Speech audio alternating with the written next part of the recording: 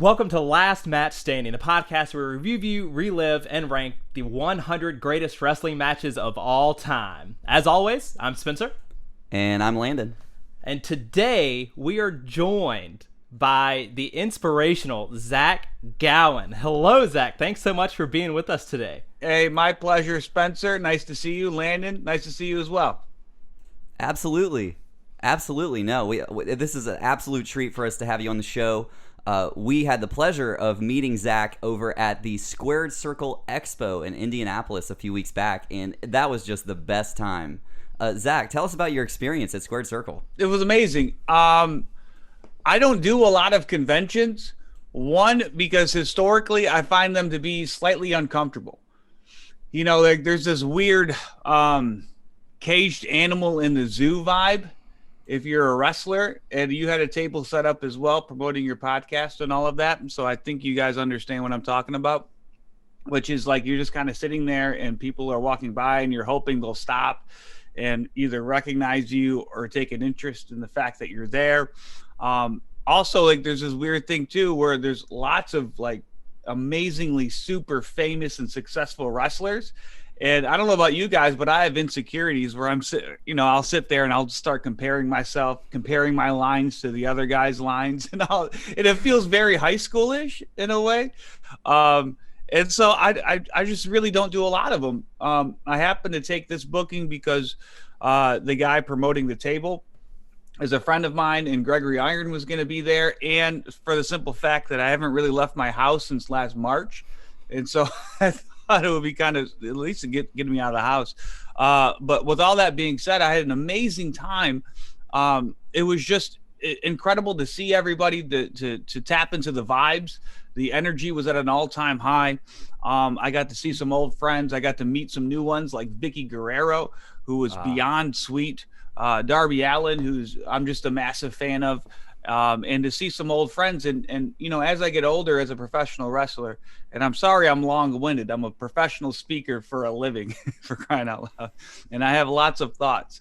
But to see a lot of my comrades, man, like guys that I was in WWE with, like Chris Masters and JTG and a whole host of others who are all healthy and they have their heads screwed on straight.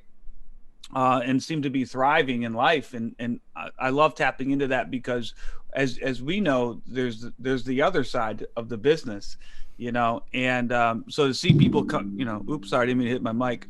To see people come out of that and out of like this huge spotlight and all of this fame and success, and still have their head screwed on straight, and you know, not all messed up on drugs or you know, crazy behavior. And it was just I don't know, for me, for my soul almost, it was really cleansing in a way. You know, I had an amazing time, man. It was really cool. Absolutely. And you touched on some incredible points there. You know, the wrestling industry has some extreme highs and extreme lows, and it's really great, especially after a year of not being able to come together, of seeing those people, you know, come together and see each other for, in some cases, for the first time in a decade, right? And make those connections and be so happy that everyone's happy and healthy together. That was probably the most fun part for us, was to be able to see those interactions between not only the wrestlers, but also we got to meet some incredible people. And again, this was our first convention. I'm not sure if you were aware. That was the first time that we were able to actually get out there and put ourselves out there and meet some people. And man, we met some really incredible folks.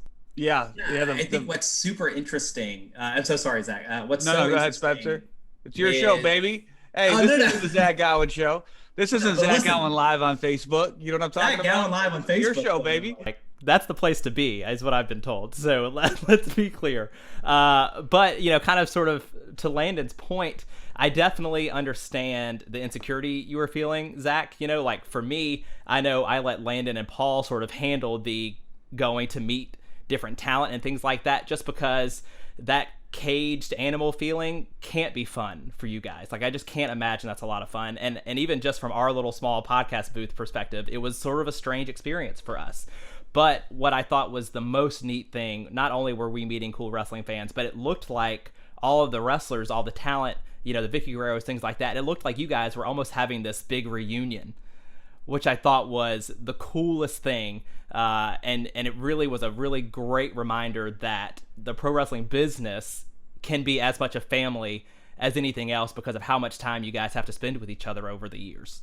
Oh, 100%. And you're absolutely right, Spencer. And I think the pandemic really kind of accelerated that in a way, or exacerbated would be a better word, because we haven't seen each other, and it's been a very traumatic year for a lot of us, especially for performers who haven't had an audience. We haven't been able to do what we love and to express ourselves creatively, and so to get together like that and just be shoulder to shoulder was just almost like a celebration, man. And you're right. I've found a lot of conventions to be almost depressing in a way, and it's just like the energy is low and the vibes are low, and it's just like, man, but like I'm telling you, like the Squared Circle Expo, whatever magic dust they sprinkled over that hotel, that was the place to be. And I hope to be back next year. Absolutely. And I think I know what it was.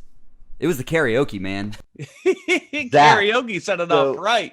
So that's hey, Landon, I like to think that me and Gregory Iron, we brought the energy to a different level. We walked in and Greg didn't want to walk in, man. He's like, oh, I don't do karaoke. I don't want to be around. I'm like, listen, man, we're here. We're celebrating. Vaccines are out. Our friends are here, dude. The fans are here. Let's just have a good time while we're here. Why waste the time when we can have a unique or fun experience? And Landon, you were the MVP of the karaoke, man. Got up there, did a little Sweet Caroline, a little not Lou Diamond. Is that Lou Diamond? Neil Diamond. Neil Diamond. Who the hell's Lou Diamond? Lou Diamond Phillips. He's an actor. Something. Maybe we have to ask DDP about that one. He's the specialty when it comes to folks named Diamond. There's lots of diamonds out there. Yeah, I did a little Neil Diamond, brother. That was amazing. Oh man, and it was incredible to be able to meet you that way. I went up there to get Sweet Caroline on the list, and Zach just comes up to me. He's like, "What are you singing? What are you singing?" And I got to say, Zach, I asked you right back, "What are you gonna sing?" Yeah, and I kept drawing a blank I'll get you up there next time. I wanted to do a duet with Gregory Iron. But then I kept getting distracted by the Headbangers and Jimmy Wang Yang and his daughter and her friend. Those two were a fun group. No, man, we're having a blast, dude. All around the evening was great, man. Yeah, like hats off to Squared Circle Expo for taking the convention and pushing it to a whole new level. And if you're a fan and you're within driving distance next year, you're gonna want to check it out. It was great. Yeah, I fully agree. And maybe part of it was that it had been so long since everyone had gotten together.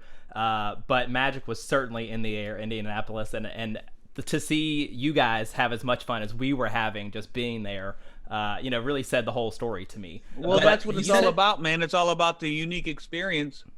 That's right. And understanding that as a performer for the past 18 years as a wrestler, literally half my life, I wouldn't have been able to. I have a deeper appreciation for the travel and the people that I've met and the things that I've seen because of wrestling, and I just want to share that with everybody that I meet, especially like-minded wrestling fans. Because at the end of the day, I'm still a fan as well, And my fandom is what that opened the door for me to be a part of this magical business, and I just want to spread that to everybody I meet.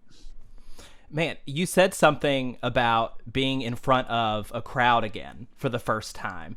And I was doing some looking through your socials and stuff, right? And I saw that right when things were sort of starting to open back up a little bit, you did 5 shows in 9 days for WrestlePro Alaska. Is that right? That's right. How was that? How was that pace, that schedule, being back in front of a live audience? Is that the sort of pace you want to keep up moving forward? What was Probably it like not. to be back in front of a crowd again? Maybe not 5 and 9. That's a lot. 38, That's brother. a lot. Holy. No, but the only reason and listen, I hadn't wrestled for 14 months up until that point. And the only reason I took the booking was because because in Alaska, like COVID is very like minimal. Out of all the states, they only have a population of 400,000. It's the largest landmass in terms of states, and a very high vaccine rate. And so I took the booking because it felt safe, number one, but also because I saw it as an opportunity to take my family with me. And I wanted, and as I get older, and as I experience all of the gifts that wrestling has given me, it's become more and more important for me to share that with my wife and share that with my kids and give them that experience as well. And that's taken like the wrestling business to a whole new level for me. And so I thought to myself, when am I ever going to have an opportunity to take my family to Alaska again, you know? And so that was the motivating factor. And then I was going to use it as a test run to see if, hey, do I still want to do this? You know, can my body hold up? Can I perform at the level in which I'm comfortable with? You know, because I don't want to go out there and just be a shell of my former self and not put on good matches and all of that. I have too much respect for the promoter and too much respect for the fans to do that. And I'm happy to report, to check all of those boxes, man. My body felt great. Matches were really, really good. Even Mike Johnson at PW Insider was like, he was like typing reviews, you know, and he was like, I've never seen Zach Gowen look this good. And then in my head, I'm like, well, thank you. You know, that's awesome. But I'm like, I'm going like half speed at this point, you know, like in terms of like getting my ring rust shaken off me. And so that was really nice to hear, to get that affirmation from Mike over there at PW Insider. But the magical part was, again, like you said, performing in front of a crowd.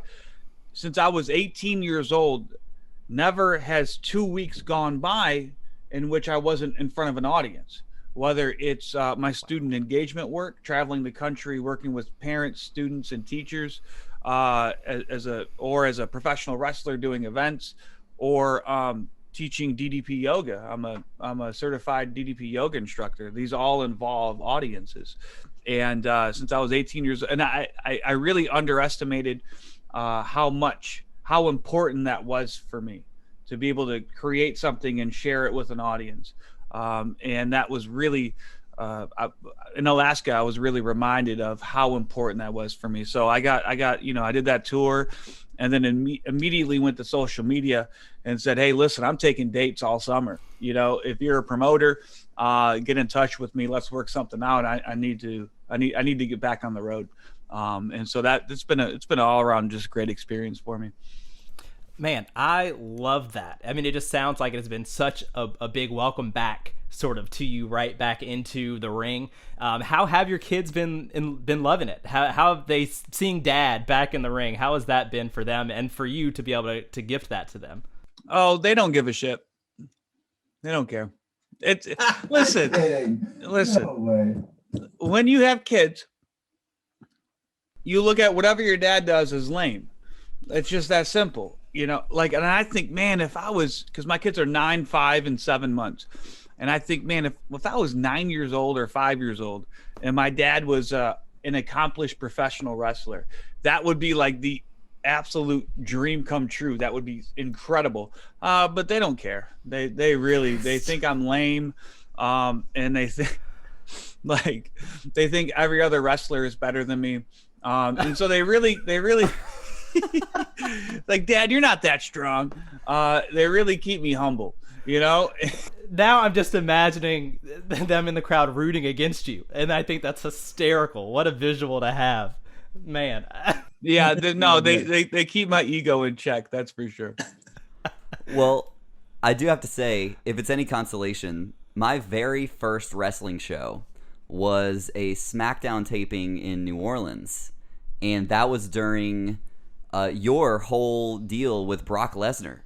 How was it working with Brock Lesnar. I mean, he did some absolutely brutal things to you in that around that time. I think you went down a flight of stairs. What was it like working with Brock? Honestly, it was an incredible experience. And me and Brock are homies. Thank God, because if we weren't, it wouldn't be very good for me. I don't know if we'd be having this conversation. But Brock took care of me, and how I saw it, even at, I'm barely a year into the business at that point. But I saw it as an opportunity to create something very special. As a wrestler, as a performer, you want to create these moments that will live forever. Like that to me, that's the goal. And nobody wants to be the third match on the card for 7 minutes, and then forgotten about the next match starts. Sure, and I saw it as a real opportunity to create some history with Brock, just the unique matchup in and of itself. And then the level of violence kept escalating and escalating. And so I have people come up to me now, like you, Landon, at shows or just, when I'm out grocery shopping with my kids, and they'd be like, "Oh my God, are you that wrestler guy?" And I'm like, "Yeah." And they go, "I remember when Brock Lesnar threw you down the stairs." Like they always go to that. And so to me, it's like, job well done, man. Like we created, because when I was a kid, that moment for me was when Earthquake debuted in WWF. In a push-up contest with the Ultimate Warrior. Absolutely. And Dino Bravo, and Earthquake came out of the crowd, and it was a big setup, and they beat up Warrior. And as a kid, I'm just watching it like, oh my God, I can't believe this is happening. So that was my moment. And for a lot of people your age, Landon, that moment with me and Brock was like ingrained in their brain, and into their consciousness when they think about old wrestling and how crazy it used to be. And for me, it's a complete honor and a privilege to be able to be a part of that for somebody else. No, absolutely. And it's not just one moment, right? It's the entire story of someone being able to come up so young with so much working against them, and to be able to go in there and put on an amazing performance and persevere, and also kick the shit out of Vince McMahon with a steel chair and make him bleed like a stuffed pig. Like, amazing stuff. Like I couldn't imagine living that. You know what I mean? Yeah, no, I do know what you mean. I can't imagine it either. It was incredibly surreal, and it was so long ago too. And the evolution of a human being, it happens over the course of a lifetime, and that was like a good chunk of life ago. And looking back makes me appreciate the opportunity more and more.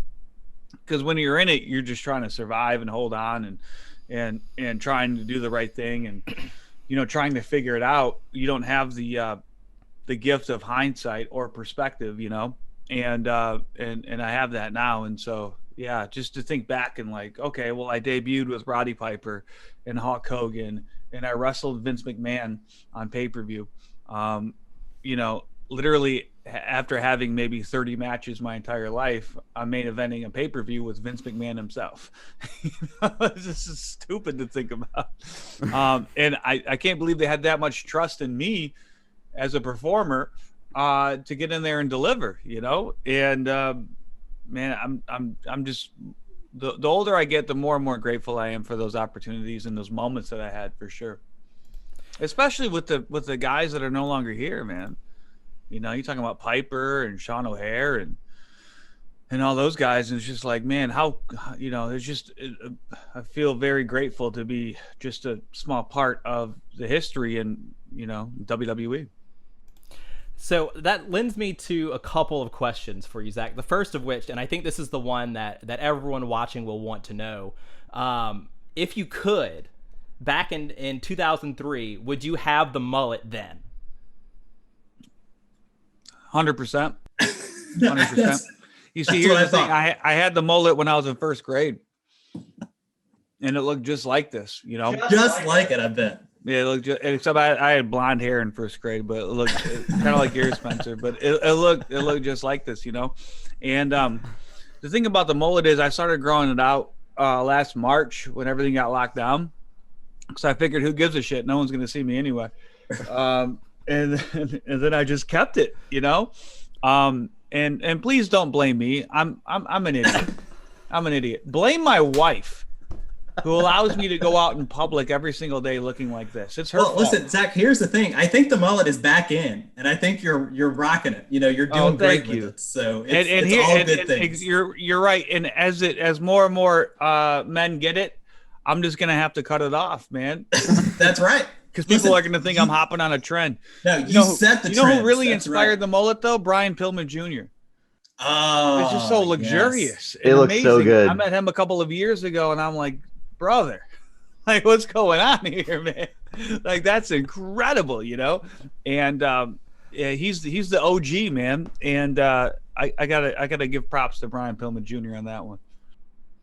The other thing that I was thinking, Zach, when you were talking about, you know, sort of that living in the moment and experiencing things with guys that, you know, you have a long history with, or maybe even you didn't, that sort of brings me to DDP Yoga, actually, because what we sort of all know about DDP Yoga is the way it's been able to transform the lives of not just, you know, regular everyday people, but wrestlers and talent and people that have been able to sort of shift and change their life around with the help of DDP Yoga. And so I wanted to ask you, what motivates you to be part of that team? Is it that you know, that sort of life-changing ability that it has? What really drives you with the DDP Yoga?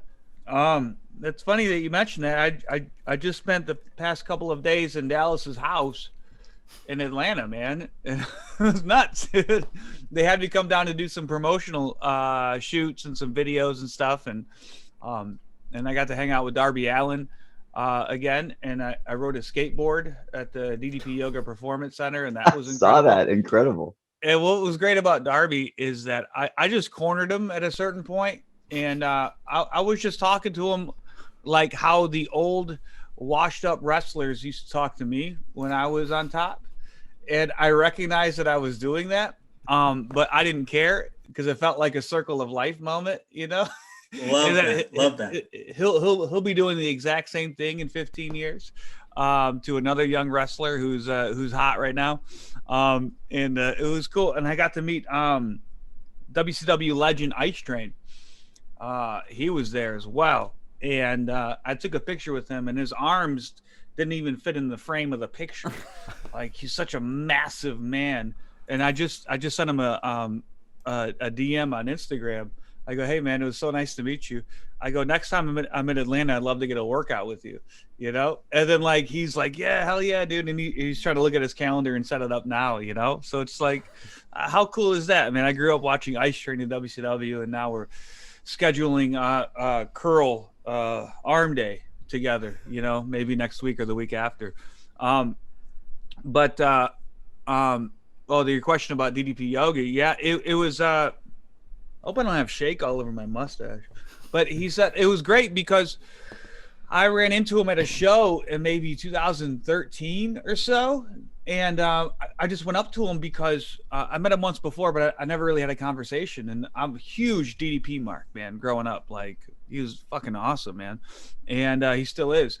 And I wanted to express my admiration for him because at this point in my life, I have such an admiration for people who were successful in wrestling that find success outside of wrestling. Because my biggest fear at that point was to be, 50, 55 years old and still having to go out and take bumps to make a living. And so, or worse, obviously, the dark side, there's way worse scenarios than that when it comes to professional wrestlers who achieved success years ago. And so guys like him and Colt Cabana, who started the podcast revolution, and Mick Foley with the stand-up comedy and all of that, like I just admire these men.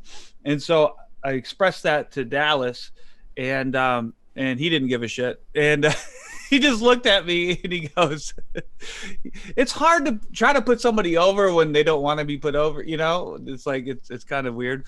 But he just looked at me and he goes, bro, we got to get you doing the workouts, and I'm like, yeah, sure. And he's like, give me your address. And so I gave him That my is address. such a good DDP, by the way. Oh, thanks, man.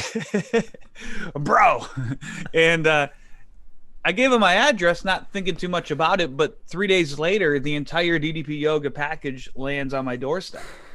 And it was just, I was blown away by the generosity.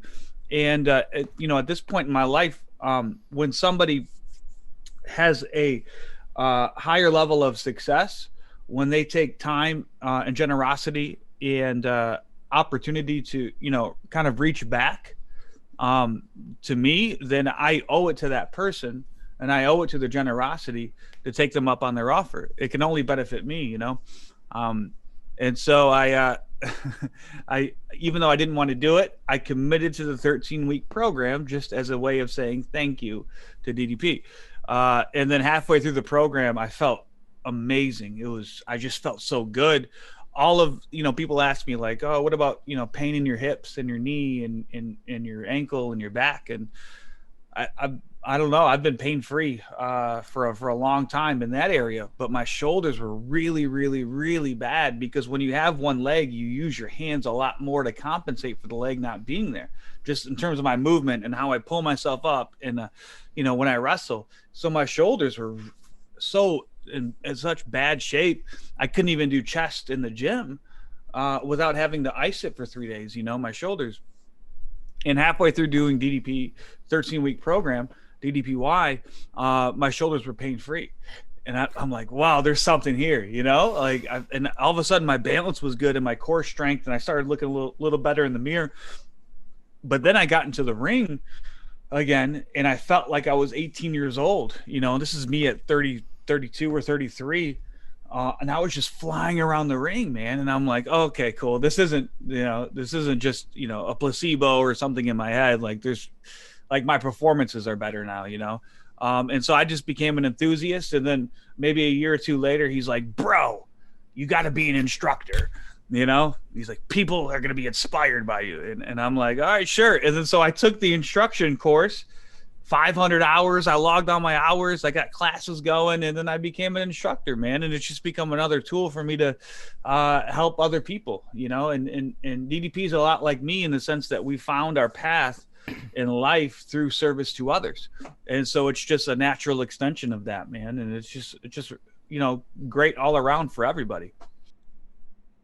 Man, I love that you shared that. I think that is, you know, just someone who already is inspirational to find new ways to keep helping motivate people and change their lives is just something, it sounds like, worth putting your time into. And so that is just a ton of fun. The other thing that I know you do that's sort of in the same vein are these student engagement talks, right?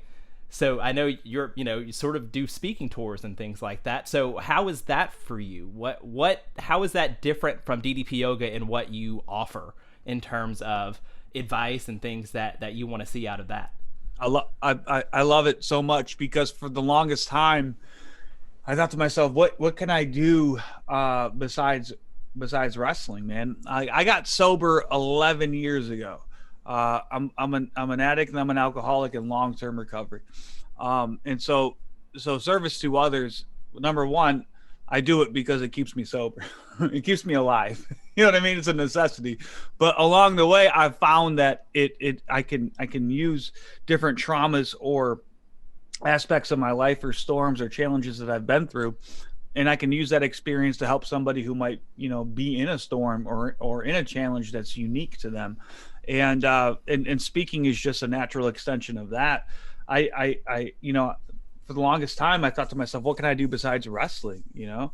And there was no other job or no other career or degree that I got excited about as much as I was excited about professional wrestling until I gave my first like motivational assembly in the middle of nowhere, Iowa, to a middle school that was surrounded by a cornfield, because they had I was booked for an independent wrestling show at that school, but the promoter asked me to come in a day early to speak with all of the kids and put on an assembly and push ticket sales, basically.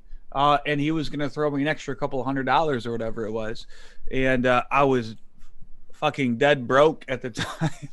And I didn't want to do it, but I wanted the couple extra $100 because that was going to go a long way for me to eat that month. And so I did it. And as I was on stage, and it was a horrible speech, but as I was on stage, I felt the same magic that I felt that I do when I'm in a professional wrestling ring. Wow. And I thought to myself, man, I really want to do more of this. I got really, really excited. And so I went home and I just Googled like youth motivational speakers. And I got a list of 30 names of people who do this for a living. I emailed all of them. I said, hey, my name is Zach Gowen. This is my story. You do what I want to do. How do I do it? Because all of my successes in life have come from people who have walked the path before me, who have reached back and shared their experience with me. And that's what I've learned, man. That's what really life is, just like taking advice from people who are more successful than you are, who are willing to share. And then they'll be more than happy to show you the way, and you just go to work, man, take action. And so I emailed 30 of these speakers and only one of them emailed me back. And the reason he emailed me back was because he used to watch me on WWE. Now, this man, turns out he's the best youth motivational speaker in the world. Like, it just so happens, man, very serendipitous. And he's become my mentor and more importantly, a friend of mine. And I work for his company. It's called CoolSpeak at coolspeak.net. If you want for information, I'm bringing me to your school or any of the speakers that we have. We have a stable of maybe 12 to 15 just amazing facilitators and speakers, and it's needed now more than ever in terms of student engagement and transitioning back into the new year. Not to put myself over or try to get booked or anything like that. It's just no, please do. I actually, Zach, I'm a middle school teacher in the real world. Are you really? So I am. When middle schoolers are my jam. Are they really? They are That's my fantastic. audience. Listen, man, as you because I talked high school kids, half of them are already like too hardened. You know what I mean? Mm-hmm. Like they're just like, whatever, this is dumb. And then I talked to elementary school kids, and then I got to do way more song and dance with them. Exactly. You just got to try to keep their attention while you're delivering a message they can digest. But middle schoolers is that porridge in the middle, man. That it's just right, not too hot, not too cold. They're enthusiastic, but they're not hardened by the realities of life yet, man. And they're so susceptible to receiving a positive message, man. And I'm happy to hear that, Spencer. Yeah, Zach, absolutely. And you're right. It is the sweet spot. That age group. I sort of always said growing up that shoving a bunch of 11 to 14-year-olds in the same building is the worst idea that's ever happened. But at the same time, where else would you put them at that age? So they are absolutely in that spot where they can still be molded, right? And they still think that things are cool, and it's okay to think things are cool. And so I'm just picturing you in front of a middle school crowd, and you would be, insanely over with them. So no, I go nuts. Sense. I go nuts. Spencer, we got to talk after this, man, because here's the thing. We're getting back on the road this summer. We do a lot of work with Gear Up, and we do a lot of work with Student Council and Title I schools as well. And, you're in, education, you know all about funding and all of that kind of stuff. But it's so great because me in front of a middle school audience, right? So I walk out and they immediately see my leg.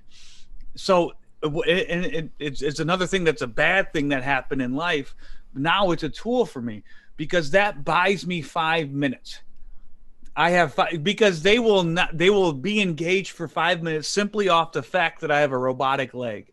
And so that gives me that window to come in and just grab their soul and then take them on a ride, whether it's a motivational keynote or we're doing a workshop where everybody's involved and we come up with an awesome objective or takeaways, man. And it's really a beautiful thing, man, especially with the middle schoolers. You're absolutely right. They need that hook. They would need a reason to care. And for you to be able to take advantage of that just speaks to how good you are at what you do. And I think that's fantastic. Yeah. And it's great too, because I blow their mind because they see me and they think, they think, oh, here's a story about overcoming a handicap. Yeah. If he can do it, I can do it, and then it kind of starts out that way, but then I dive into wrestling John Cena, and I dive into American Ninja Warrior, and I dive into climbing a mountain with other amputees, and then we tie it all together with these lessons, and then we give them tools that they can, because it's cool to be entertained and inspired for 45 minutes, but my question is, what are we doing after this keynote is over? After this assembly is over, how are we taking the message into our homes, into our classrooms, and into our communities? So there's a beautiful follow up with that, and we get everybody involved, man. It's great. I've really missed, all of my work has been virtual, my student engagement work, since March. And on Monday, I fly out to Oklahoma, and we're doing a camp, a 4-day camp, and it's going to be the first kind of in-person student engagement work, and I'm jumping, man. Like I'm just so happy to do it. I know that's much needed right now, and that's going to be so great and wonderful for you and for everyone involved. If someone wants to book a camp like that with you or a virtual session, what's the best way they can get in contact with you for either motivational speaking, or if someone maybe wants to take a DDP yoga class with you? Yeah, it's real simple. Just go to zachgowen.com and then hit the contact button and fill out the form, and then I'll handle it from there. Easy. Perfect. And we will absolutely drop all of that stuff, all that information below the video as well here, so that they can it's one click away, because I think that would be the best way to do it. Thank you.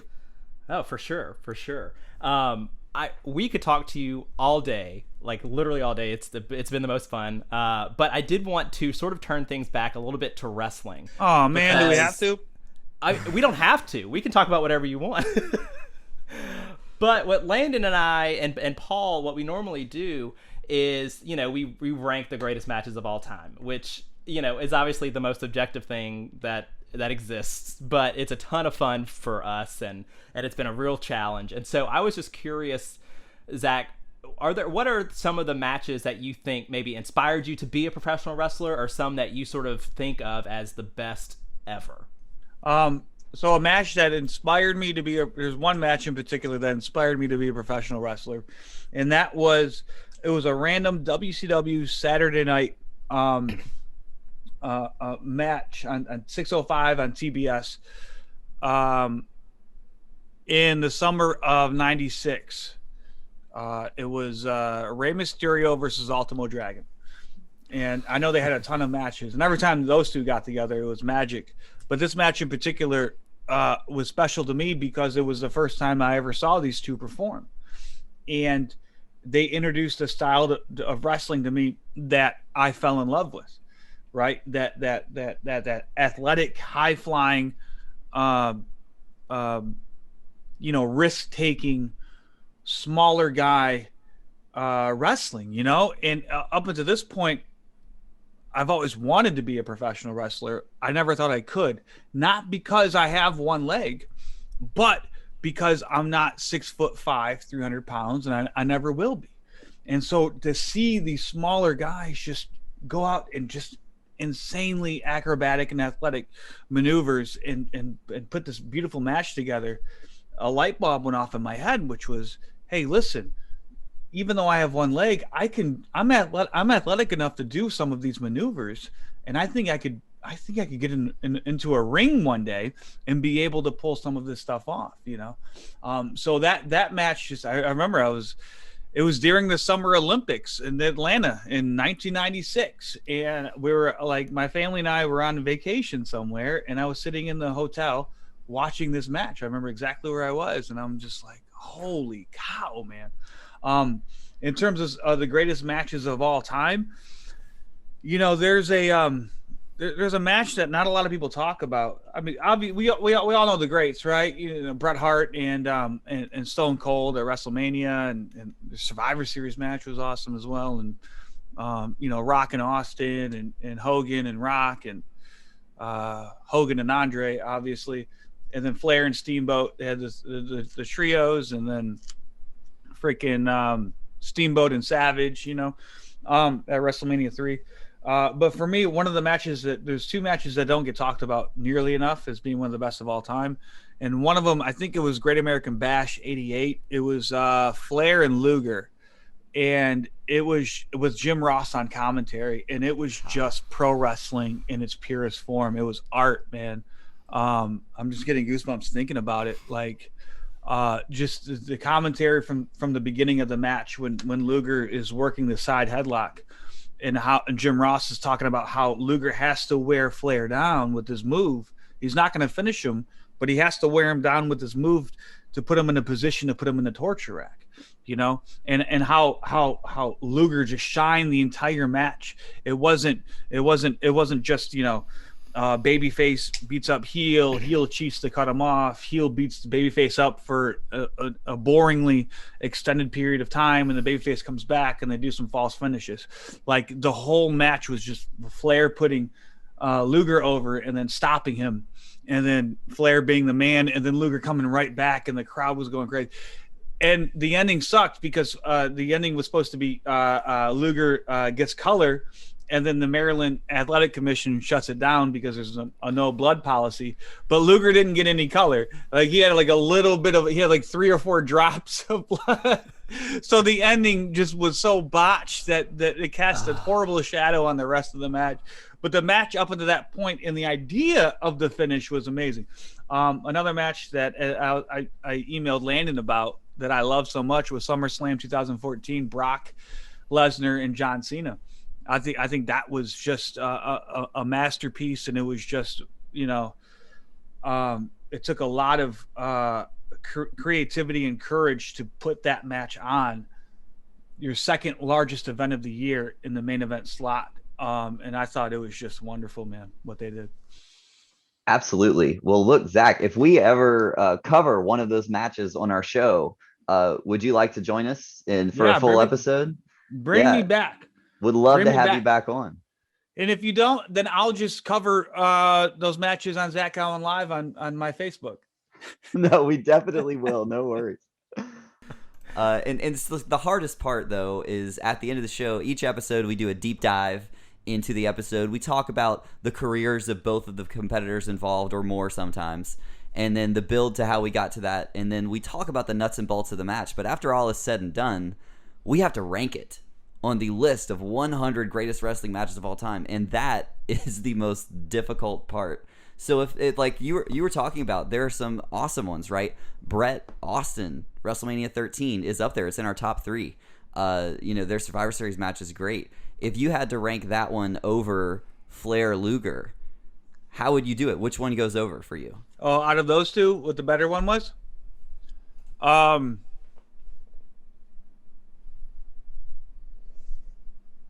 think Cena and Brock is better.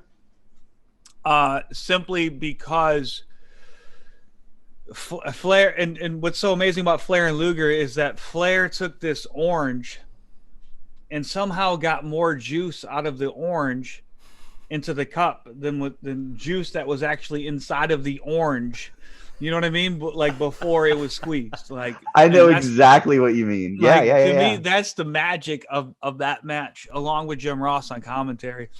But with Cena and Brock, it was so it was such a risk, and I think that gives it like additional points. It was such a risk to have the match that they had, and it took a lot of balls to be able to go out there and do it. And then not only that, but it took a different kind of performer to execute that match, because that match could have fallen flat on its face very, very easily. And so the ceiling was very high for that match. However, so was the floor. The floor is very low. And then both performers, along with the referee, along with the commentators, everybody worked together to deliver, to bring it up here at a very high ceiling. And so I have to give the nod to that. I think Cena and Brock just did a masterful job of conveying, like, I don't believe in Dave Meltzer's rankings. I think it's an absolute fraud. Boy, Zach, by the way, it's just so nice to talk to you. I just need to, after hearing that, man, it's a real pleasure. Well, here's the thing, because it's well, certainly, he has the right to do what he does. There's no question about it. And people who follow him and have, you know, similar opinions, God bless them, you know. But for me, it's as you know, a match either works or it doesn't, because you have a story, you have a certain amount of time, and you have objectives that you want to accomplish by the end of the match. And my question is, did we accomplish those objectives or didn't we within our slotted amount of time? And if we did we give added value? Did we go above that? Did we even, you know, we did what we wanted to do, but do we get extra credit, you know, at a certain point? And I think Brock and Cena did an absolute masterful job at accomplishing that and delivering so much more. And it was just a beautiful moment, man. We talk about these moments. So Meltzer, not to go on a Meltzer rant, but he would give, you know, Goldberg versus Ming, you know, 1 star, right? But like, did the match accomplish what it was trying to accomplish? You know, did we get Goldberg even more over? Did he look like even more of a monster? Was he able to do it in the amount of time? Did his stuff look good? If the answer is yes to all of that, then it's a 5-star match. And Zach, you know, like a 5-star match doesn't have to be a million false finishes and dives and Kenny Omega's off the top for an hour with Okada. Absolutely. A 5-star match can be Goldberg squashing Ming where the crowd is just jumping out of their seats. You know, that's how I see it anyway. And we have some matches on our list, and the first one that comes to mind is Trish Stratus versus Lita on Monday Night Raw when it was the main event. That match, it wasn't the absolute spectacle where you saw the two of the best technical wrestlers of all time going at it, but it set out what it accomplished to do, and it was the first time that the Women's Championship main evented Raw, or I believe the second time. And it just absolutely 100% 2004 or 5? I believe it was. I remember that as well, man. That's a great call, because you're factoring in the context of history as well, and automatically that match is going to be compared to all the other main events of Raw, which up to this point have been men, right? And so there's a very, very high standard here, and they 100% lived up to it and delivered in that match. That match was incredible. Man, I just really appreciate your perspective, not just because it sort of speaks to the job that the performers have in the ring and what they're trying to accomplish week in and week out, but also what I hear from you, Zach, is you have such an appreciation for not just the 2 wrestlers or 3 or 4 wrestlers in the ring, but the referee and the commentary and the whole team that really brings these moments together, because without, you know, the extra people on the side, it doesn't really work. And no, we're all on the same team. We're all working together to accomplish a goal. And honestly, if we're speaking, excuse me, candidly, the most important factor of all of that is the crowd. As simple as that, is the live audience. It's a live audience performance. And so that's why the past year has been horrible in terms of watching Monday Night Raw or AEW. AEW, from my perspective, does a better job because at least they have some people there who are reacting in real time. Right. And so you could have, like, imagine Rock Hogan without an audience. It's a horrible match. It's the worst match you've ever seen in your life. Can you imagine that match without an audience? Just watch that match on mute one time. We have covered Rock Hogan on the show, and we talk about that at length, about how the crowd makes that match one of the greatest wrestling matches of all time, and little else. Of course. But there's another match that comes to mind, Canadian Stampede, the 10-man tag. Yeah. The crowd absolutely makes that match what it is. No, it's bonkers. Yeah, that match it's a 10-man tag, and it's kind of a boring match if we're being honest. And but the insanity of the crowd and the dynamic of the Canadian team being super babyface. I don't know, man. Like that whole era, man. We're talking about 97, right? that whole era is just incredible, man. The Bret Hart run with Stone Cold coming up, and then Shawn Michaels and just DX forms, and it's just like, I don't know, 97 creative for me is just one of the best of all time, man. It's just absolutely perfect, and you're right, and without to me, I've always said that the crowd is the most important part of the match.